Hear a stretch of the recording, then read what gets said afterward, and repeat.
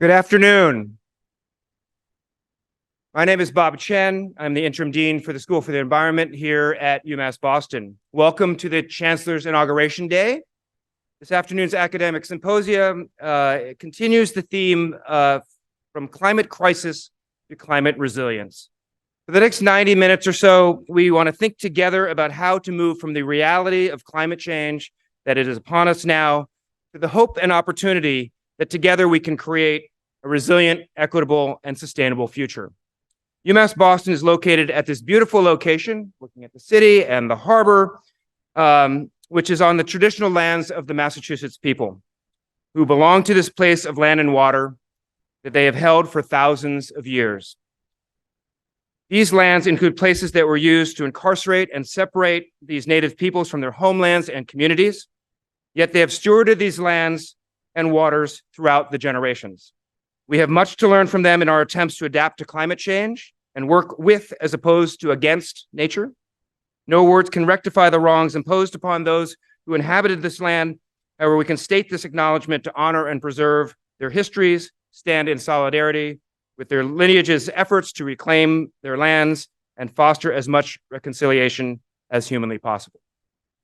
We have assembled today an illustrious panel to help us lead to a sustainable future and a resilient future. We here in Boston and we here at UMass Boston can lead the way. Now, I'd like to welcome our panelists to the stage. First, it is my great pleasure to welcome Gina McCarthy. Gina McCarthy is the former and first White House climate advisor, and maybe just as important, UMass Boston alumna, class of 1976.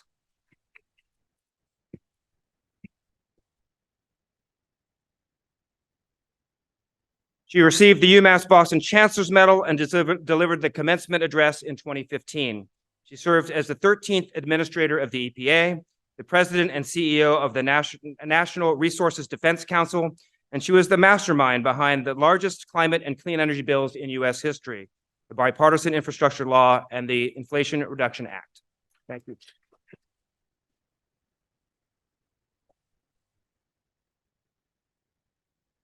Next, is my great honor to welcome Melissa Hoffer, Massachusetts Climate Chief, Office of Climate Innovation and Resilience.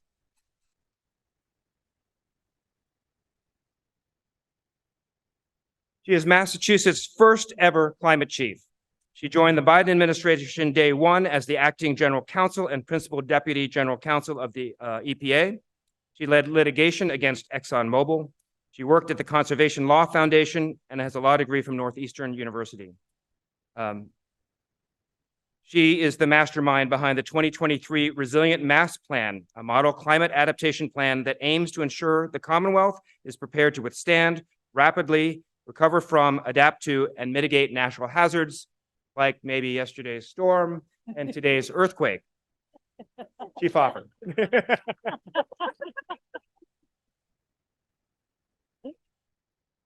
Now I'd like to welcome to the stage Dr. Mary Waters. Dr. Waters is the PVK Professor of Arts and Sciences and John L. Loeb Professor of Sociology at Harvard University. She is an elected member of the National Academy of Sciences, a fellow of the American Academy of Arts and Sciences, and of the American Philosophical Society. She's the author of the prize-winning book, Inheriting the City, The Children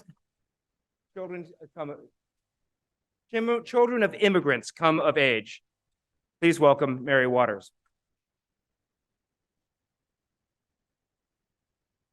And our very own expert moderator, please welcome Steve Kurtwood to the stage.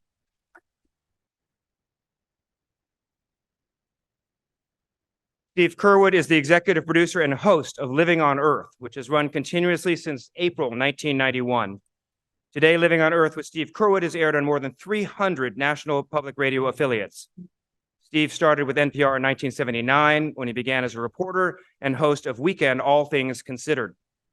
Steve has been a journalist for more than 30 years with experiences at NPR, CBS News, the Boston Globe, WBUR FM Boston, WGBH TV Boston. He shared the 1975 Pulitzer Prize for public service as part of Boston Globe's education team. Steve and I collaborate on a brand new initiative, Waverly Street Foundation funded Joint Center for Climate and Environmental Justice Media. Steve, take it away. Oh, well, thank you, Bob. I'm sort of a UMass buff because when I worked across the street, when there used to be a newspaper called the Baltimore Globe across the street, I'd come running here all the time, warm days, and I'd swim in the pool in the evenings. Since I've been here on campus, I've worked out nearly as much. I don't know. This is a really important opportunity for our society and a really important role for the University of Boston. Installation, having the vision. Because if we don't, did you guys hear this? No, they're a little hard. Can you hear this? It's not on. It's on. You need more level? Do you need more level? Not very loud. Not very loud. This is working now? Well, that feels a little better. All right, back to the top. Very quickly, this is really important, this gathering, because what the Chancellor is doing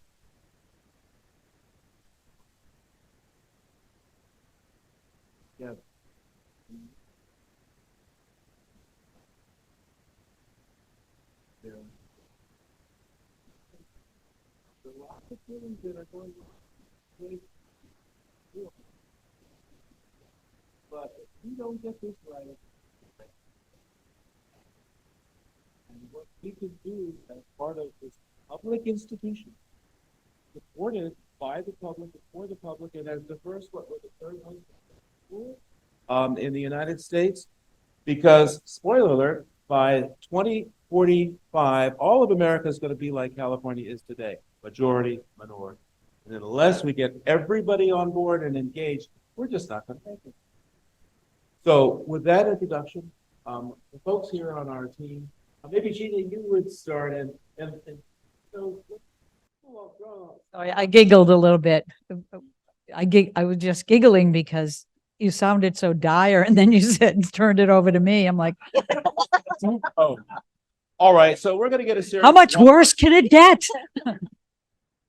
So, yeah, perhaps you know, what the White House lost was a really terrific jokester, because Gina is able to take these very difficult things and entertain us at the same time, urge us to move forward. So connect the dots for us now, please.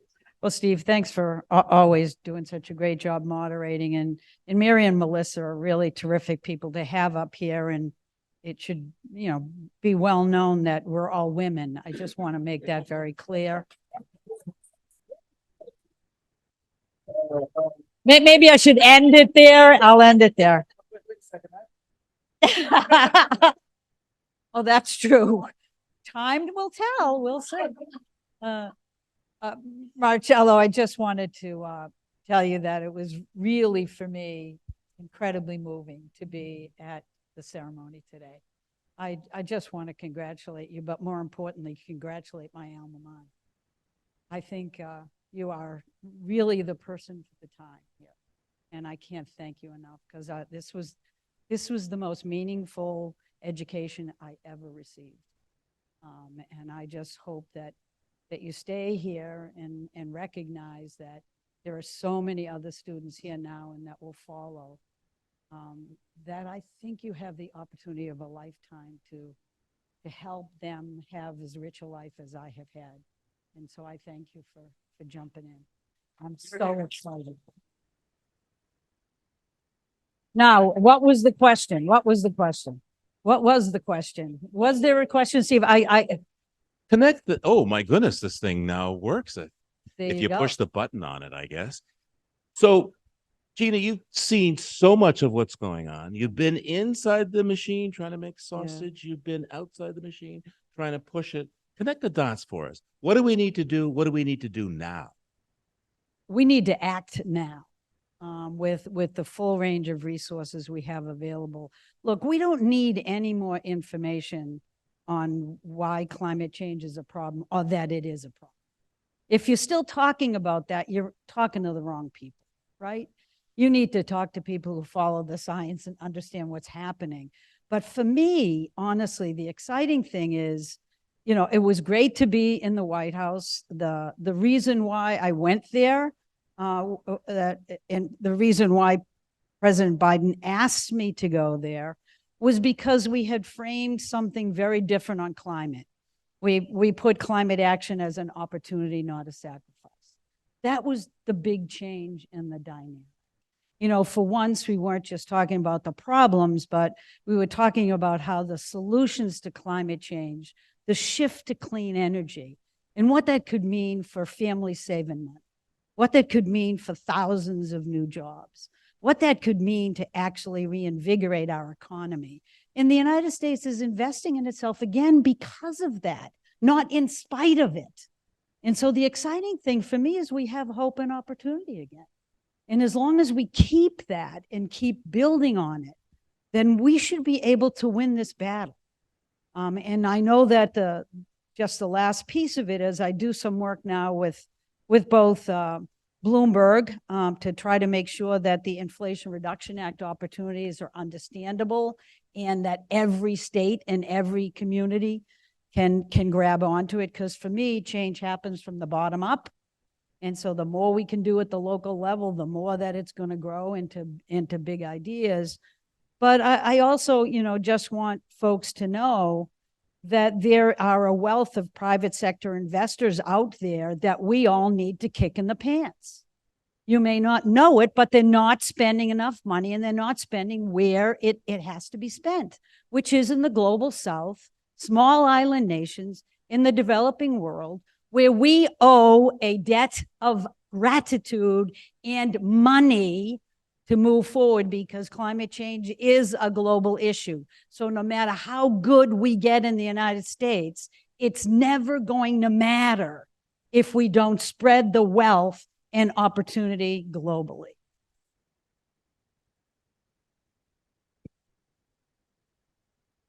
Yeah, 80% of the people on the planet are people of color. 80% don't have the resources that we have. And yet that 80% has given us all these resources over these years, has made it possible to have the kind of civilization that we have. And so here's the good news about what Gina McCarthy is saying. If we get this right, everything gets better.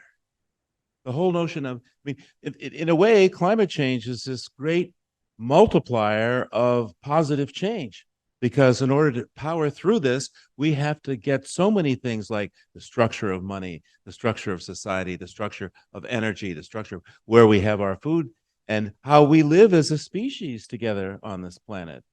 So this is indeed an exciting time to step into this. So all of government chief of climate, Melissa, this is quite a mandate that you have, and I would hope that others will follow the model. But getting out of the AG's office and dealing with those folks over at Exxon and being able to move forward in this way. By the way, that lawsuit still isn't over yet, right? It's going to be the first one that goes to trial. We got it past every single motion to dismiss, and we got it back into state court. All right, way to go. So let me ask you the same question I asked the administrator. Connect the dots for us here. How do you pull this all together? So when, you know, I'm going to just take a step back and think with you a little bit about a little discussed, and something I've been thinking a ton about since my time at EPA and in this role. You know, we talk about financial barriers, we talk about technical barriers. Those things are all true. I think that those are all eminently, we're going to get that. That's not where the problem is going to be. We know how to fix this problem. The institutional change that is required is one that's going to take, I think, the most amount of creativity and innovation. Because if you think about it, all of our institutions are designed perfectly to produce the outcomes that they produce. And sometimes those outcomes are extreme wealth inequality. Sometimes those outcomes are climate change. Those outcomes can be racism. So and you know, sometimes this is referred to as a pathological path dependency, right? So there are these path dependencies, like these institutions are just going to produce these things. So to interrupt that, really requires us to change how we think about doing government or change how we think about running an institution like UMass. And you heard a lot about that this morning. And it's such an incredible model here right on this campus to see what that's going to look like. So that's where I'm spending a lot of my time. And it requires really, this work of conversations with people about why we're doing things the way we're doing them. What might it be like to do them differently? There's struggle in that sometimes. There's tension in that because people have been doing things successfully for a long time. It might even be part of someone's personal identity. You've been somebody who has been tasked with doing something that's been important to the institution for a long time, and now you're being asked to do something differently. Well, it's not necessarily wrong that we did things the way that we did. It's just we have more facts now, and we know we have to change what we're doing. So I really think a lot about that piece of it. And I think writ large, if you think in the aggregate, what does that amount to? It really is societal transformation, where we're doing nothing short of changing how we do everything, because carbon, methane, these things form the foundation of our economies. Our economy is really powered, especially in the United States, but in many states, by investments in fossil fuels and all the things that have brought us the quality of life that we've had today. So to shift away from that requires really significant institutional change. We heard a little about it just now in terms of finance. I think that's starting to sink in, and it will happen one way or another. I think we'll probably end up speaking a little bit about insurance today, and I hope that we do. But you can start to see some fraying, some evidence that the insurance markets are failing. And so insurance market failure has huge implications for larger financial systemic risk for our global financial markets. So there's a whole host of reasons why it's actually in everyone's self-interest to begin to engage in this type of institutional change. Thank you. If you take your point down to kind of the individual, like people working, make a lot of money and aspire, and they get a nice beach house on Salisbury Beach. And they put all these resources into it. And then wait, the beach disappears. They get together with their other rich friends to buy more than $500,000 worth of sand. And wait, it disappears again. So there's a strong message in that about accumulating a lot of wealth to buy something that is not particularly sustainable in the long run. In fact, flies into the face of scientific fact. And this is, Mary, this is a place that you've done so much when it comes to dealing with communities. How can we work together? How can we work together so that in a place like Salisbury, Massachusetts, it's not just the people there right on the ocean that have special interest, but the entire region, the entire area pulls together to deal with it's already here, actually. It's already here.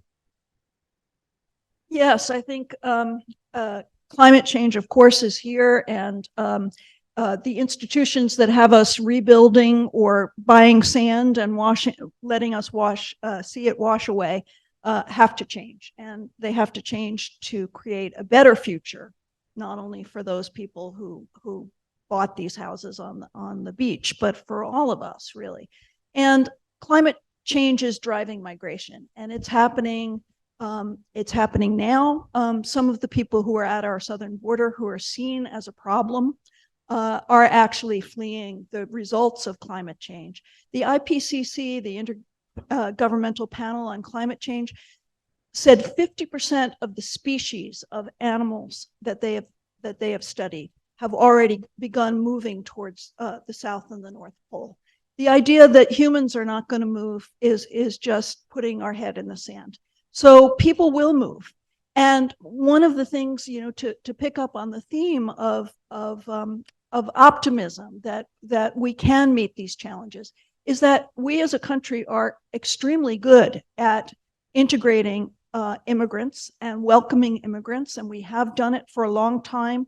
And we have experience resettling refugees. So we need to start thinking about how we see the people who need to move, how we can give visas perhaps as reparations to people in the global South who then can move and send remittances back that will help their families and communities, but also can seed further migration. Because all of the Europe and the US and other developed countries all are facing shortages of workers. We're facing declining fertility. So migration is actually a resource, and picking up on Marcelo's career of studying migration is really to say, we know how to welcome migrants when we are at our better selves, and we know how to give them opportunity, and our society is better because of it. So we need to start thinking about not only how to reform our immigration system for the last century, but for the next century. And climate migration has to be a part of what we design going forward. Yes, could you say a little bit more about that, not just internationally, but inside this country? Because we're seeing people having to leave various areas, not just the coast of Salisbury, Massachusetts, but of course, I'm thinking of the Southeast especially. And there are other parts of this country which are kind of short of people. Right. And a great example is Buffalo, which declared itself a climate haven city. And after Hurricane Maria in Puerto Rico, they did Spanish language ads to people they already had a Puerto Rican community in Buffalo. They said, come to Buffalo. They met people with big coats at the airport, because you need a big coat if you're coming from Puerto Rico to Buffalo. But they retrained teachers and certified them who had certification in Puerto Rico. And Buffalo had the first increase in their population, because they've been losing population since 1950. They have the infrastructure, the water, the buildings, the roads for twice their population. And they added population for the very first time in 2020. So we have a lot of Rust Belt communities. We have a lot of communities that would welcome people moving there. And we need to think about the internal migration within our country and also across our borders. So how can we bring this to Massachusetts? How do you bring this to Massachusetts in your role? Yeah, so this is something that we've been very interested in, because in our 2022 climate assessment, migration is identified as an urgent and yet not significantly, not enough significant focus on it issue. So NOAA and Antioch and Cornell and University of New Hampshire and other academic institutions have been monitoring the climate migration issue in the Northeast. The Northeast, because we will be relatively cooler and wetter for some period of time, is actually going to be an area that receives significant migration. So it'll be in migration from other parts of the country, like the Southwest, that will become increasingly inhabitable, and then other parts of the world. So it is a tremendous opportunity. In fact, through our Municipal Vulnerability Preparedness Program, the town of Egremont in Western Massachusetts, its project was to look at its own readiness for climate migration after what they experienced during the pandemic. They had a lot of folks come from New York. And so the question is, all right, who do we want to be when people show up? There is real opportunity here. This is an opportunity for us where otherwise in Massachusetts, demographically, we're losing people. We have an aging population. It's very expensive here. So people do not tend to leave as much. And so this could be a huge potential opportunity for us. You know that we have currently been dealing with a significant amount of migration now, coming particularly from Haiti, but other countries. And in my view, this is really an opportunity for us to learn. It's really an opportunity for us to learn about what are we learning from this experience. It's been very, very challenging. And what might we do differently? And obviously, we're trying to expedite people's abilities to get jobs and make sure that we connect them with opportunities to do the kind of work that we need. Right now, we have a 37,000 person delta between what we need for our clean energy economy and what we have right now. So this is a perfect potential benefit for Massachusetts to be able to receive some of these migrants to assist us with some of the work that we need to do.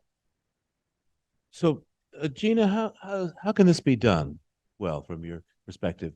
The way you have seen this, let me pose part of the problem to you. There's sort of, especially when we look at international migration in the crises coming from the South, it's kind of U-shaped. A lot of people with not very much money at all, and then folks who have done pretty well at the end of the spectrum. But the middle folks tend to get left out of this process. But how do you see this? Well, I think part of the challenge that we face is one of providing education and opportunity and worker training. we just have totally disinvested in the community college levels, in places where you can actually learn a skill. And that's part, I think that's part of the challenge that we're facing. You know, and the other part of the challenge that I don't think we can run away from, frankly, and maybe this isn't the time to bring it up, but our country right now is in very difficult shape in terms of the stability of our democracy. And please don't underestimate the amount that racism, systemic racism, is engaged in this, and how much that influences the climate discussion in so many places. And somehow, you know, to me, when I was growing up in Canton, Massachusetts, you know, I went to school when UMass was in Boston, and this wasn't ready until my junior year. And what I recognized when I first got there is I could tell the kids in the North Shore from the South Shore by the kind of pants they wore, their jeans. I could tell you who was from the South Shore and the North Shore. Beyond that, that was as much discrimination as I ever thought about, right? And I came to UMass, and I found the diversity to be the most exciting thing that I ever envisioned. That's what needs to change here, is we shouldn't look at people about what their genes look like. We should look at them as, really, when you welcome people into this country, the richness that they bring with them, the diversity of opinion and understanding and culture, it is exactly what we need to have. But to welcome them to come here to be able to work in jobs that are worth it, we have to pay them, and we have to train them, and we have to educate. So a lot of the opportunity that I've always seen actually in this school, it's the only school I could have afforded. I think it cost me $210 a semester. And that was a lot for me then, believe me, you know. But we need to have an opening here. We need to really invest in schools like this that welcome and provide a good economic price point. But also we need community colleges, and we desperately need worker training, because a lot of the people that come into the United States, that's exactly why they're coming here, is for an opportunity to work and work hard. And they do when they can. But I don't want to think that the only jobs they can get are the ones in the farm fields that don't pay them. If that's where we're heading, then we're heading to a disaster. And what did you originally ask? But now, see, Gina, let's go to the difficult part of the discussion. Actually, Bob started it with the invocation of the land that was stolen here. Yeah. And then the economic system that Northern Europe and certain folks here in the United States put together based on race. You know, we extracted the resources of the global South, both the crops that they grew, the people who were enslaved. We still do. We still do. And so to get this thing right, we're going to have to continue addressing it, to understand that, you know, some people would say, well, we no longer have physical colonialism. We have economic colonialism throughout the world. Just before we came up on the stage, I was talking, my wife has done some work in Mozambique. The interest rates to do infrastructure in Southern Africa are triple what an American company can get. But Gina, the positive part about this is as we open the door, and we have really started to open the door, there are many people who are kicking back, and those are the anti-democracy folks. And if you want to take a swipe at democracy, just for kicks, I will. We still have part of the throne here in America, because we have at the top of our system appointed officials who are there for life. And the only way you can get in, excuse me, Melissa, is to be part of the royal family, to be a lawyer. And we have an entire branch of government that is run by let's face it, the special interest first of what the attorney community is, but then also the folks who get those jobs. And they're not accountable in a democratic way. And we see, it's worked pretty well for many, many years. And then you see the fault lines when somebody starts to abuse it. So, but I think the way forward, the good news about this that you are all talking about here is to let's embrace the fact of those problems and not get stuck with them, but move forward. Move forward. Yes, Melissa. I just want to respond to that for a moment because it's such an important point. Alluding to the Supreme Court, which is really eroding in an unprecedented way the ability of federal agencies like the Environmental Protection Agency, for example, which has been churning out, an unbelievably, thoughtful within the bounds of their statutory authority, rules. And, you get a decision like West Virginia, which is the best win we could have had in that circumstance, but it impedes our ability to do what we need to do through a federal regulatory framework or statutory framework. Why does that matter? That matters because it means what we do in this state is super, super important because we're not going to get the kind of, Supreme Court is not going to be holding up the kinds of action that we really need on climate. They have clipped the wings of the Environmental Protection Agency in that regard. And you will see the same thing. I'd bet you my eye teeth on the Securities and Exchange Commission's new disclosure rule. That will, as good of a rule that should be, it will get challenged. It will go up to an unreceptive Supreme Court. And we'll see this repeat with a number of different rules. So why does that matter so much? It means then that it's Just really. pull back that rule. Did you read it this morning? Yeah. Well, there you have it.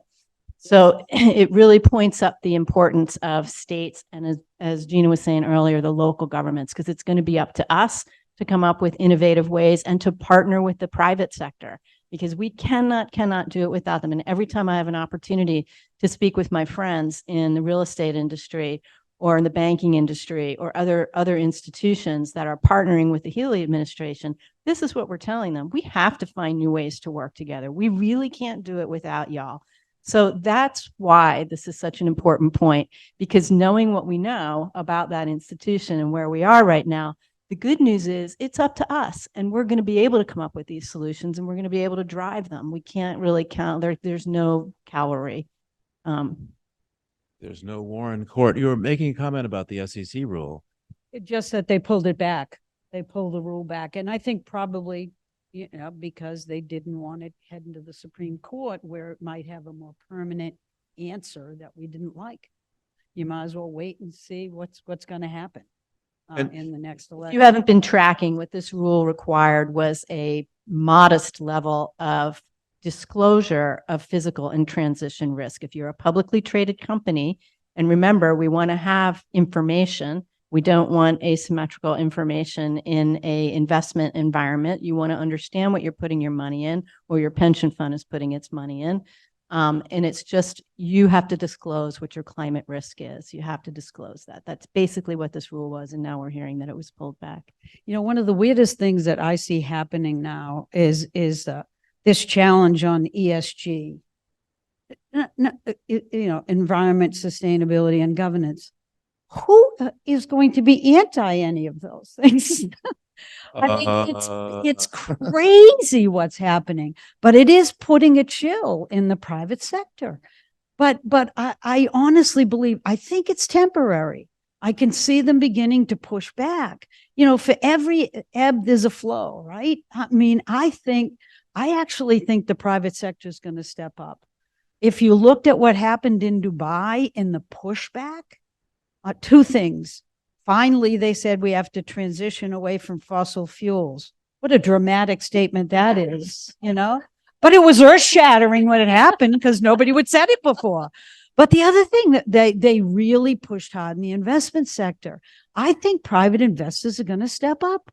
What we don't have is a reason, basically a World Bank and multilateral development banks that are thoughtful about their investment in a way that seriously accounts for climate change and carbon reductions. We're trying, there's little pushes, But that's one of the areas that I'm going berserk about.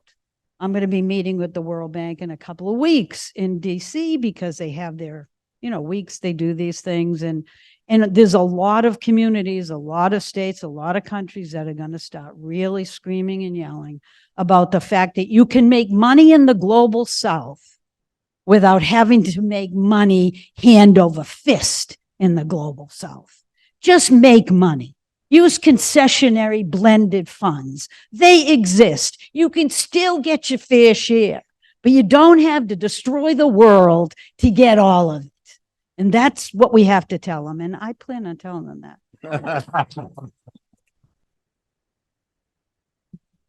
So, all right, just about, but what about the fantasy land? Because the anti-ESG folks and the ones who push back this rule are like the Easter Bunny. They want to pretend that all this fossil fuel in the ground is actually worth something, and that banks should be paid huge fees to finance its extraction, and the companies should be able to post huge supposed profits to run up their shares based on an illusion. They'll never be able to use that stuff now. Well, you know what I read the other day is that the state of Texas now, solar and wind are the predominant energy sources in Texas, is what I say to all those crazy people that are just focused on fossil fuels. It is not the winner anymore. And part of it will take time. And the only worry is, will it take too much time? But we will get there. I don't have any doubt that we will. Really, the serious problem is deployment quickly. And I think in the US, we're seeing that happen, frankly. But we don't have a similar approach in other countries where we're recognizing that investment there is equally valuable to investment in the United States, right? So we have to figure that out. The IRA was great, but it was US dominated, right? It was all about us. But the world's not just all about the United States, and I know I shocked many by saying that. Yeah, I just wanted to pick up on one thing that you both were saying. There is a very organized right-wing movement, both in the United States and in Western Europe, that has been very anti-immigrant, and they're not the majority in any of these countries. They're the minority. In our country, support in polls for immigration was the highest it's ever been since it was measured in 1965 when Trump was president. So it is a minority, but it is a very well-funded and vocal minority. And what's been happening, social movement scholars who've been studying this, is that the climate denialism and skepticism and lack of trust in science has been spreading through these online networks from the United States to these right-wing parties in Western Europe. And these two movements go together. This denial of climate change and this anti-immigrant, and it's well-funded, and it's something that we need to tell the truth about, and we need to push back on, because it is a minority in all of these countries, but it's a very vocal minority that is pushing and grabbing some of our democracy, because it's taking the wheels of power, and we really need to push back against that, and we need to see them as entwined. And some of the headlines you'll see about 1 billion people trying to come into the United States, which may come from some well-meaning climate scientists, but it plays right into this social movement in making people fearful and in making people worried about their own futures, when, this is not going to be 1 billion people showing up tomorrow. This is an ongoing process of something that we know how to handle. But putting those two topics together, I think, is a payoff for the right wing, and something we need to push back on. This appeal to xenophobia, racism, goes hand in hand with what I have come to call anti-social media. Gina, you were saying that, we have the information about the climate and such, and we don't really need more information. But what we have is a tsunami of misinformation, unmoderated by people with editorial responsibility. I mean, The right wing used to have folks like the National Review that would, look and see if they wrote was libelous or slanderous. I mean, it may not be the point of view that people on the left would have, but they had accountability.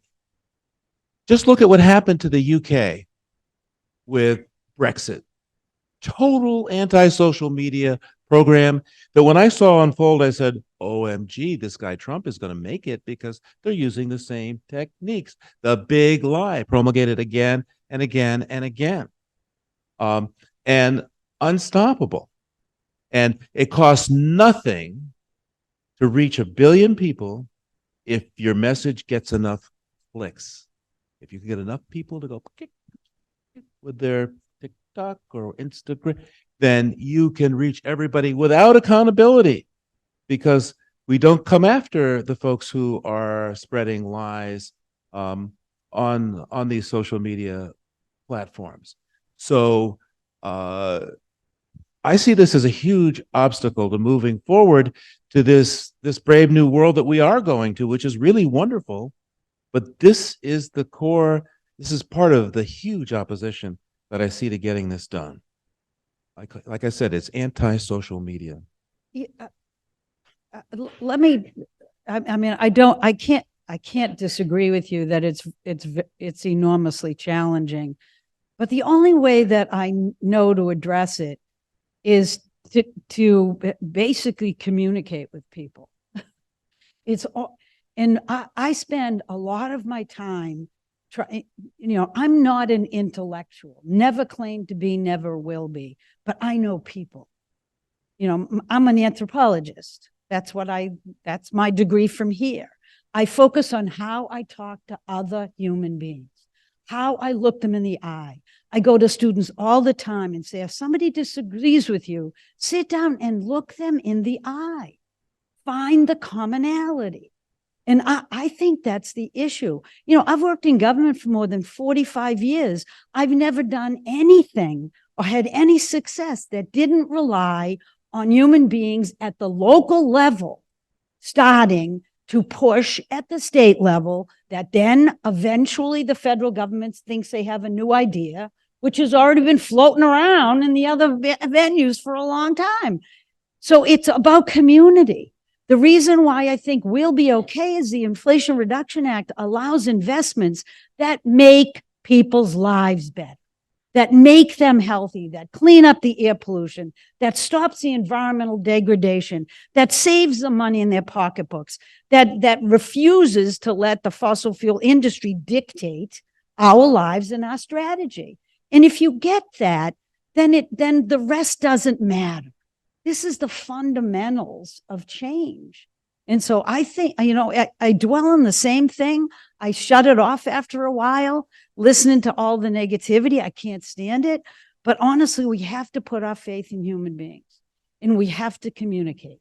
We can't let everybody else tell our story, and it has to be about hope and opportunity and benefits to our families, the people we know, our communities. And that's where the flower will grow.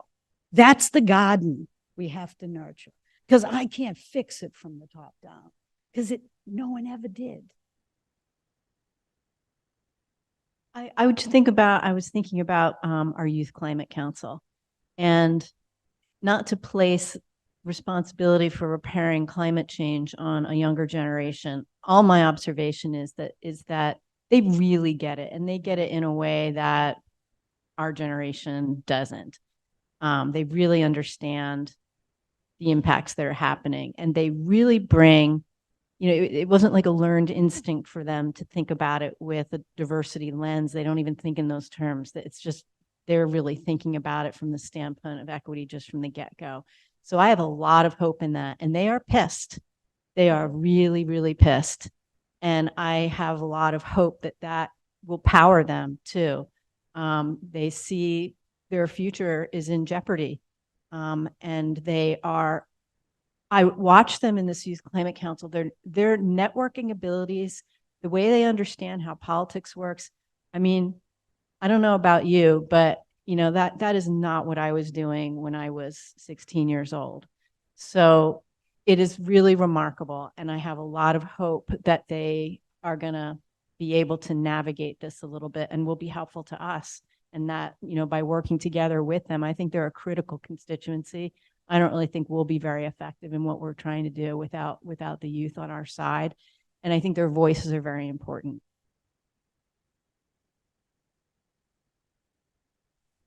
So let's look at the other side of the coin, which is a heck of a lot more fun.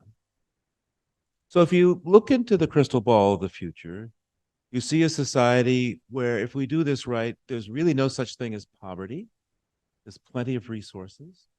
There's no such thing as a lack of opportunity and education. There's no such thing as healthcare impaired by chemicals or bad air or poor housing practices. These are all things well within our grasp that we can. Now, of course, if we're going to deal with something like poverty, we may have to have a fewer billionaires. But most people are going to be a heck of a lot better off. They're not an endangered species. Yet.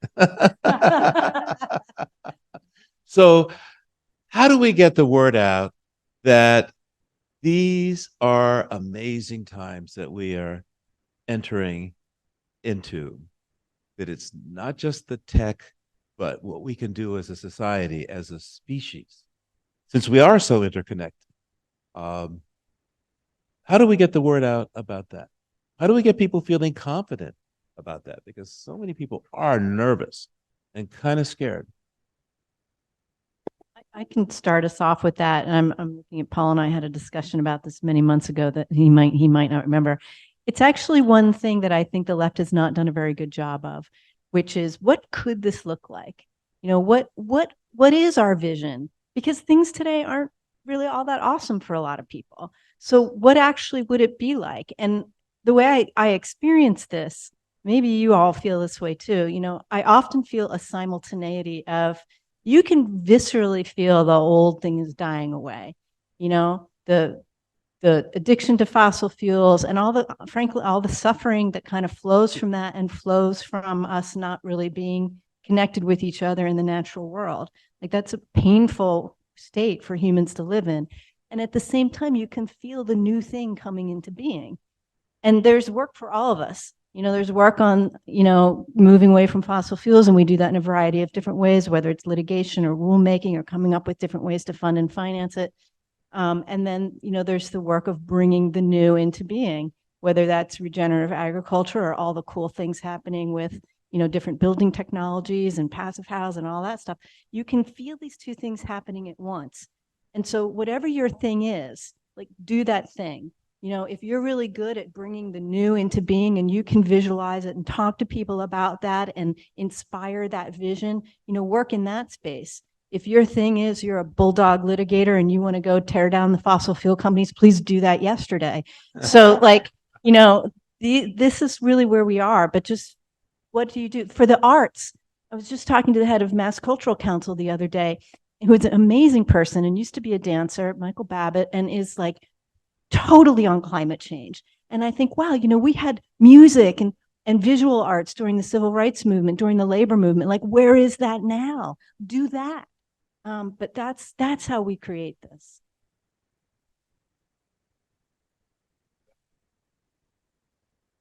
Just to add that that this is exactly what we need to do, which is to envision a better future and then articulate it to people and to everyday people in ways that is understandable and is tied to their own lives. And whether that's through the arts or the sciences or the humanities, we have knowledge about what can be, and we really need to talk about that more, not what's wrong, which we all know there's a lot wrong, but what could be better. And I think you're right. We don't do a good enough job of articulating this as not only a challenge, but an opportunity.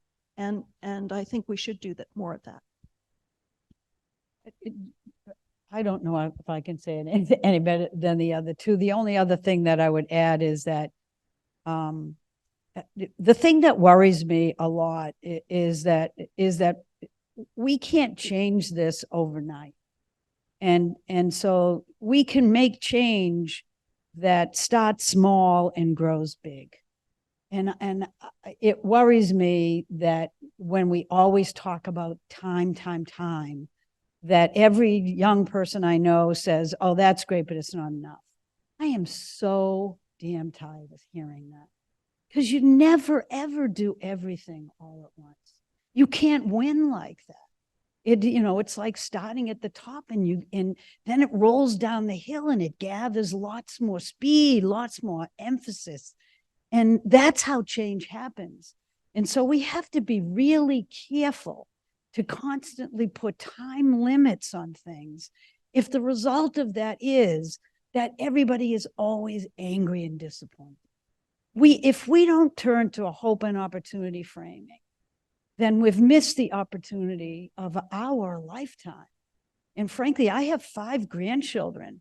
I am never going to change a hope and opportunity framing. And I'm doing it for them, not me. I've gotten everything I've ever needed out of my life. And it's time for them. And so I just want to be able to reach young people with that hope and opportunity framing, because they're the ones that are going to make the decisions. They're the ones that will shape the future. And so let's do everything we can to present them with, not just a thread of hope, but an inevitability. That's what I think we need.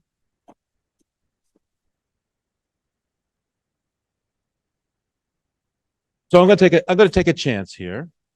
And I'll stick my neck out first. I'll ask each of the panelists if you can suggest something that we could start doing now. It may take a long time, but something in particular in our communities or our places that just might make a difference. And as I said, I'll stick my own neck out.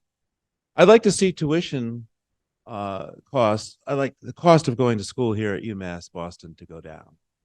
And I think one way we could do this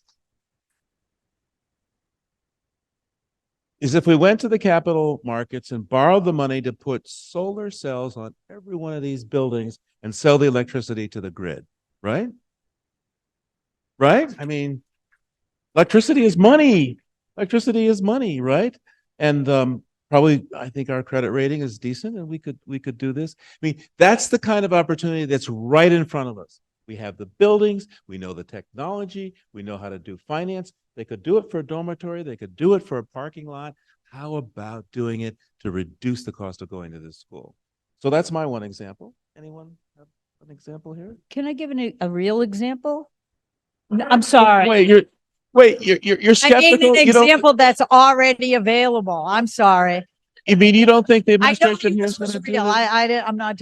The only thing I was going to say is that the EPA, not EPA, that's wrong. The White House, I worked in too many places, just started up a climate corps. I don't know if you've seen it, but I mean, basically it's just like AmeriCorps, only it's to do clean energy and climate projects. But what it actually provides is a stipend reduction in your, basically a stipend to reduce your tuition cost. And it's considerable. So that may be one way to really attract young people and get them out in the field and see the kind of ways in which their efforts can really breed tremendous hope. That's what I would hope that moves faster, that more people hear about it. That's great. They're talking, what, 20,000 jobs for that to start? To start, but they're actually talking, they want 1 million over a short period of time. And I think the stipend, and don't kill me if I say this, but I think it's something like $7,500. I mean, that's pretty good. Okay, so this one's already going. It is. Melissa? You can sign up, Sign even up. though you're really old like me. I'm thinking about it. There's no age limit. I don't think you can do it over 25 or 26 in the first thing. But you know what they did with the Peace Corps? They opened it up to the entire age range. Yeah. Started as just for young people, and presumably the Climate Conservation Corps or whatever it will be. Yep. It's called the American Climate Corps. We'll do that. I don't remember. All right, I'm old. I don't. we're almost out of time here, but Melissa, what do you suggest? So I just want to quickly say I'm super excited about that too. And we will have two state climate core pilots starting off, one through DAR for climate friendly agriculture and one through our Mass Clean Energy Center. So we are super excited about that.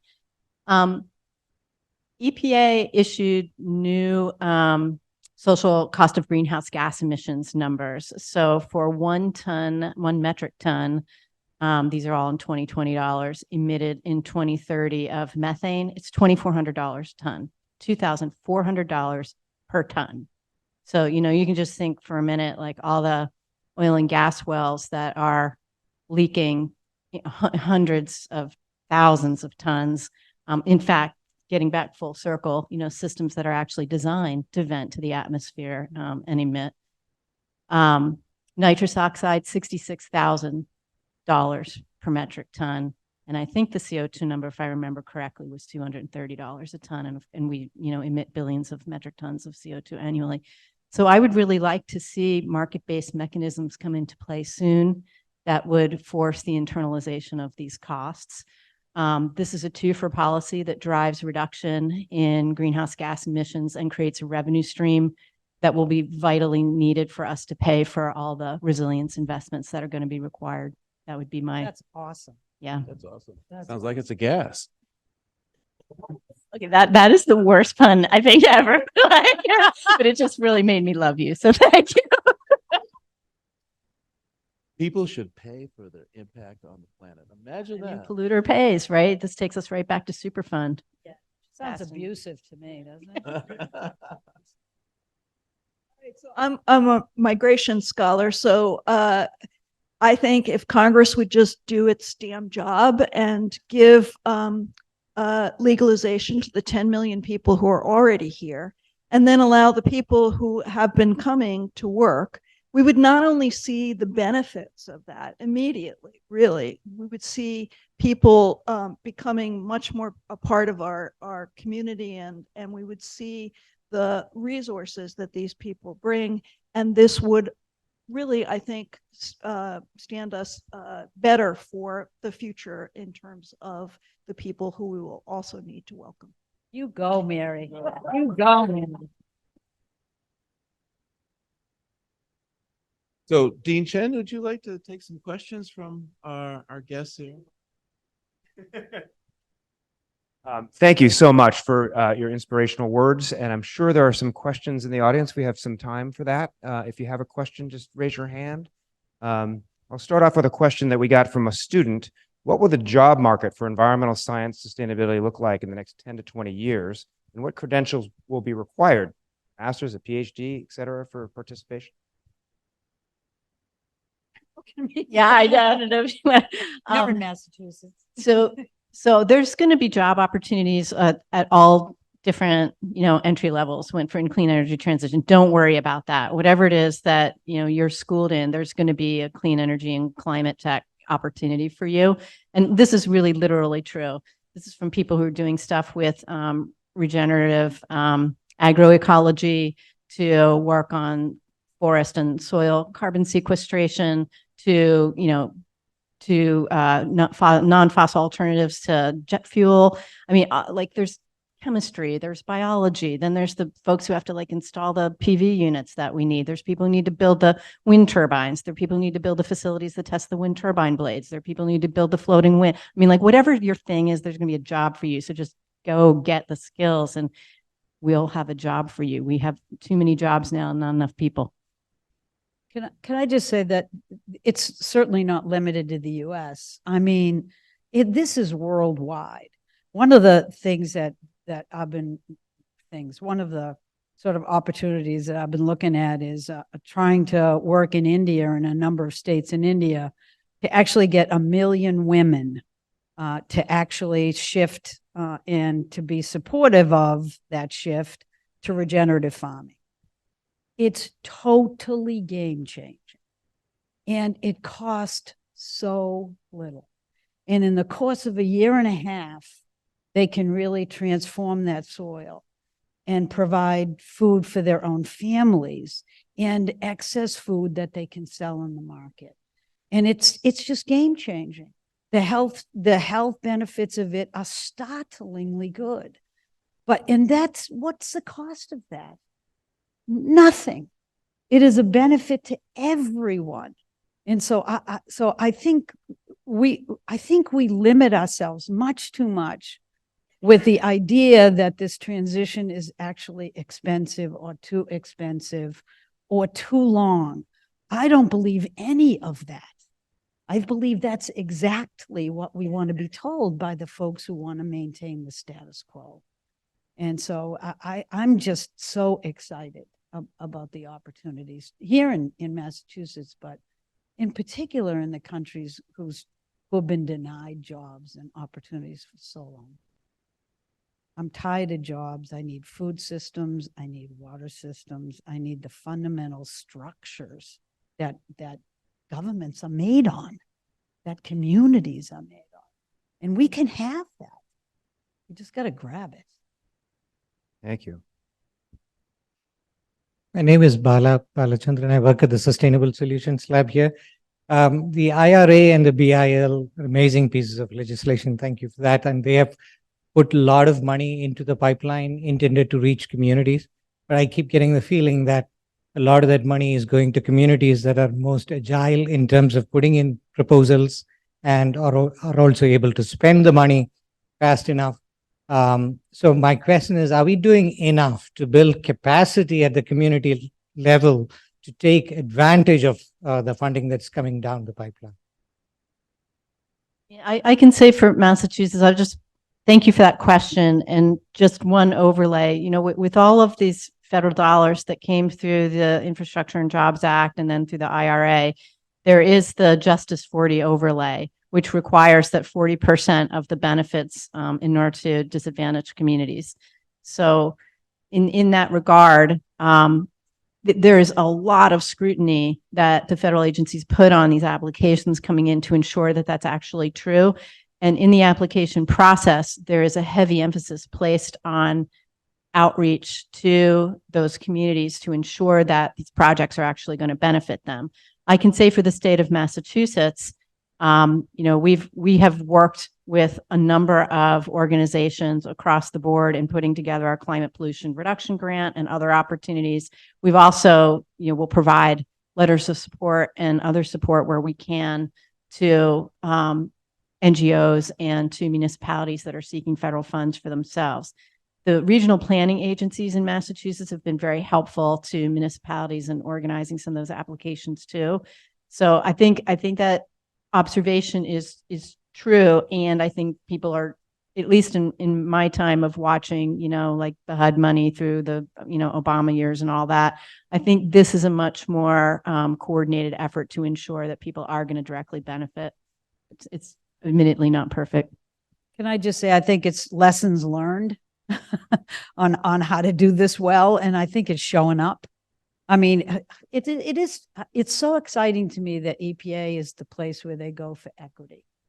You know, it would have ticked me off if it didn't come with money, but it does. And EPA is doing an incredible job at finding ways to give billions of dollars to grassroots organizations in these communities that have been left behind. And the other thing is they just recently announced, I think it's $2 billion in investment in green banks. That is, you know, I'm proud that I was a member of the board of Connecticut Green Bank, the first green bank in the United States. And it's unbelievable. You know, it's one of those things where you can significantly make money and continue to have it and spend it if you do it smartly and you do it in communities that need it the most. And so I think that's one area where right now, between the guidance set limits so that we can make sure that money's going to environmental justice communities and the work that's going on at EPA, it's one area where I feel like we finally are getting it right. And so I'm hugely excited about the opportunities in those communities. I just have to say a quick thing about that too. I mean, this is another thing I'm very excited. So you probably remember right around this time last year, Governor Healy announced the establishment of the Massachusetts Community Climate Bank. It's the first green bank in the country that's focused solely on affordable housing, and it lives at Mass Housing. So this $20 billion that just got announced in EPA IRA funds, that is for decarbonization of low-income housing largely. We are really poised for some co-investment from the recipients of those big chunks of money. So we're very excited about that and the potential that it brings.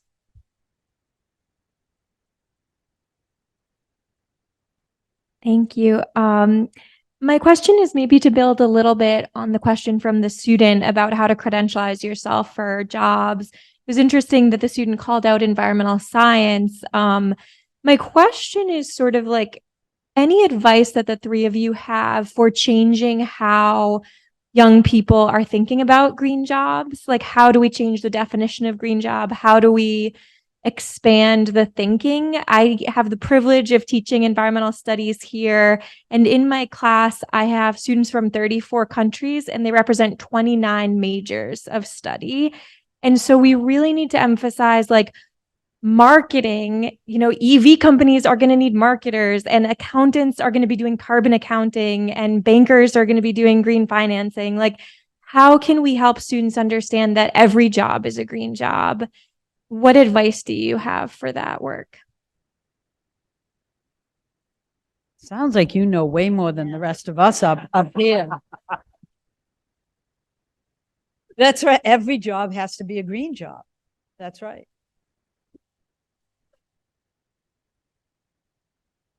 No, I mean, all those categories that you talk, I mean, I would just really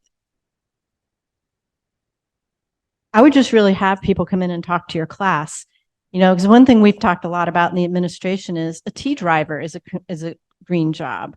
Somebody who's driving the T or repairing the T tracks or driving, an RTA bus. Those are green jobs.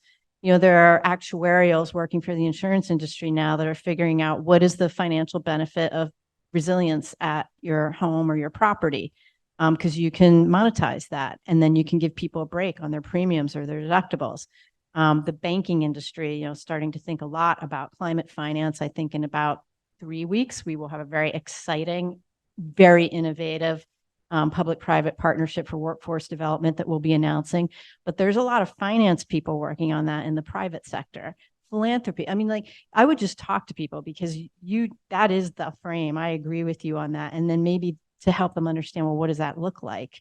I mean, we could tick through really literally every industry from fishing to banking, and there are climate tech or clean energy aspects related to it. And I wouldn't leave out of it things like, healthcare.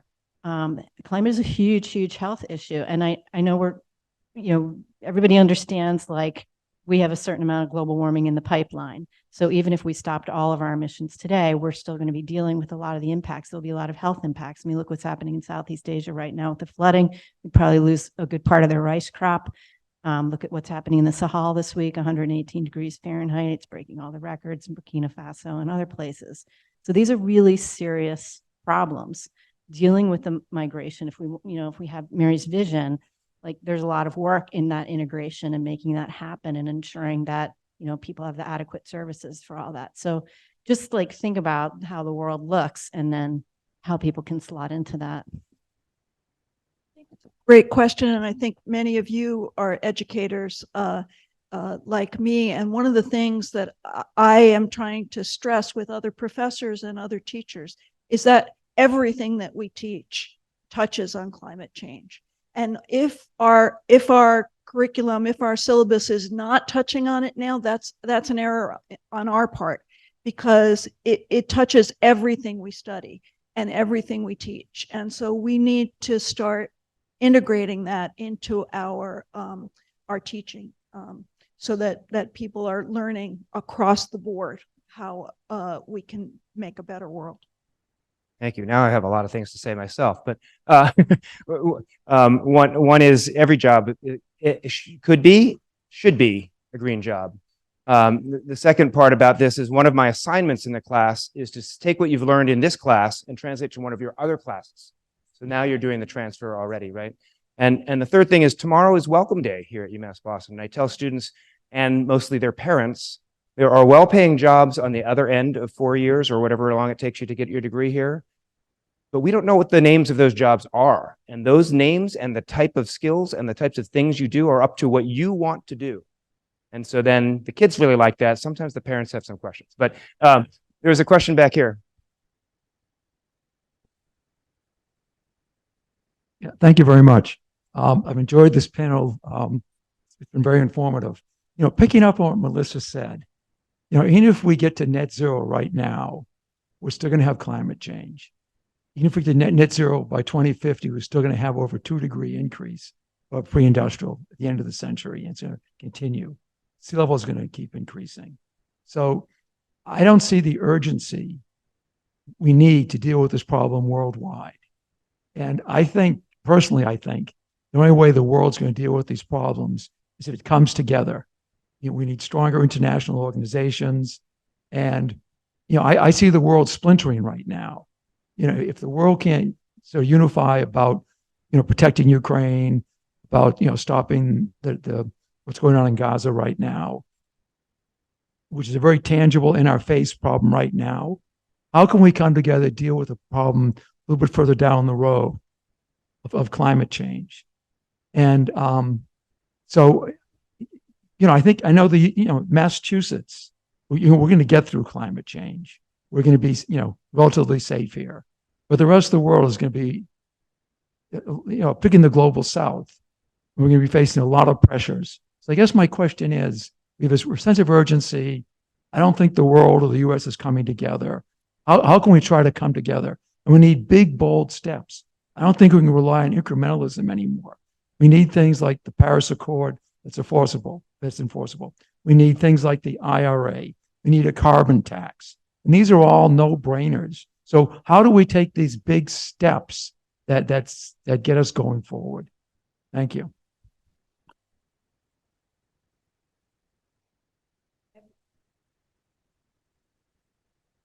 I thought you already shut me off. I did it myself. It was probably a brilliant idea at the time. You know, first of all, we have to build with resilience in mind. I mean, we can't not in Massachusetts and elsewhere. So that's a given. But you know, the other thing I think we need to do globally is, frankly, I'm very tired of going to the COPs, you know, the conferences of the parties, and waiting with bated breath for every word that comes out in the end, because it's always disappointing. Frankly, I thought that the COP in Dubai was better than I had ever seen it. And that doesn't mean it was sufficient. So I do think we need to make change internationally and have a framing that I've been thinking about a couple of different ways. You know, one is that, you know, I think we need a framing that may be similar to how I did the Kigali Amendment during the Obama administration. Real commitments, real money on the table. That's all I can think of is something like that needs to happen. The other thing that's happening, and I'm working with Tufts on this, is they have a whole program at the Fletcher School of International Diplomacy, where I'm now a fellow, to actually develop net zero plans for countries. I'm sorry, with countries. So they design their own future, because I don't think everybody should just invest in projects that they think will make money. I think they ought to invest towards that net zero future that they have designed. And I think that we need to keep moving that forward. We need to have a plan in each country. And then if you develop that plan with the Montreal Protocol and Kigali Amendment, I'm sorry for those that aren't hanging with bated breath on all these things, it basically requires reductions on a global scale, but the system demands that everybody pay their fair share. And so it demands that the developed world pays for the developing world, that we provide training and assistance and make those shifts possible. And it's the only way, other than sitting around saying, well, I might want to do this, or I'll take a vote and 10 countries will agree. It just doesn't have any meat behind it. It just doesn't. And so we need to think of a different international system. You disagree? Well, probably if we locked ourselves in here, we could think of it and do it. I'm beginning to hear little murmurings of that. I think everybody knows that the system in place now isn't working. And frankly, the UN is very difficult. It's very difficult to work with. It has its own challenges of how its rules are that make it very difficult for progress to be made. So if anybody wants to chat about it and we want to think about it, I think there's a plan here. And I think it's going to be people that actually make the demands, not the institutions. You know, John Rowe, who was a famous utility executive, used to have a saying, the rat has to smell the cheese. And I think that's what the IRA does. It changes the board in terms of what the incentives are, and we need much more. It's a relatively modest catalyst to get us started, but that's what we have to do. And that's why things, the reason why it looks relatively cheaper now to do things the way we do is because we don't internalize those costs that we were talking about before. Policy choices would get a lot easier if you were starting to internalize $2,400 a ton for every, metric ton of methane emitted to the atmosphere. So that has to change. And that's a really big way to start doing that. And you could ease that in. And I also feel like this is getting more to the social part. And I think this is why you're very fortunate to have the chancellor that you have. And I'm very fortunate to have the boss that I have. And we were all very fortunate to have Gina in the role that she was in. People have to say these things out loud. I can't tell you how many times I have these conversations and then a CEO or a head of an organization will come to me afterward and say, I'm really concerned. I'm really worried. We can see what the cost of climate change is going to look like. We're worried about social breakdown. Yeah. Can you say that out loud? Because that gives everybody else the courage. Right now, it's still pretty, what CEO can come forward and say this, especially when you have Jim Jordan threatening you with an antitrust action if you pursue ESG at your companies? They really need us to be at their back to take bold action. If we want Massachusetts or other states to step forward now, where we have progressive governors in place and do something on a carbon price, they just have to know that's not going to be, it's very important to have the political support. So for everybody who can, to build that political support, because this is a problem of political will, that's what we have to do, I will do that, Paul.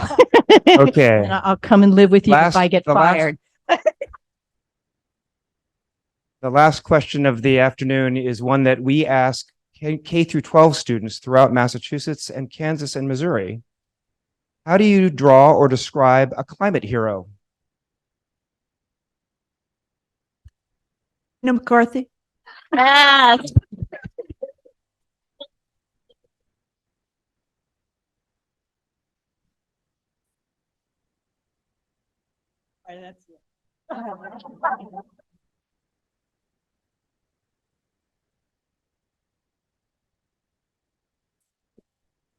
Two. Any others? I think we have heroes, audience, teaching our students, and we have people working in government at all levels, but we really need leaders like the two women I'm sitting up here with, who are really pushing this forward and spending their careers on this. And it's just so important. And I think we need to celebrate the heroes who work in every day. Bob, I would add. And I would add that perhaps the most important climate hero is the person you see in the mirror.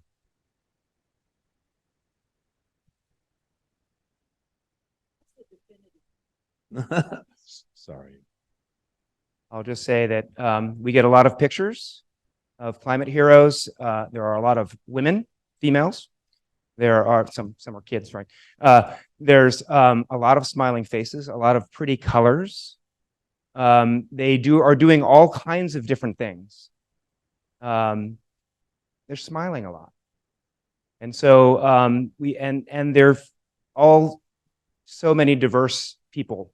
The people in the mirror, I think, is a lot of that. So I think there's a lot of hope and optimism among the youth. We put the winning posters on buses and educate adults about what climate heroes look like.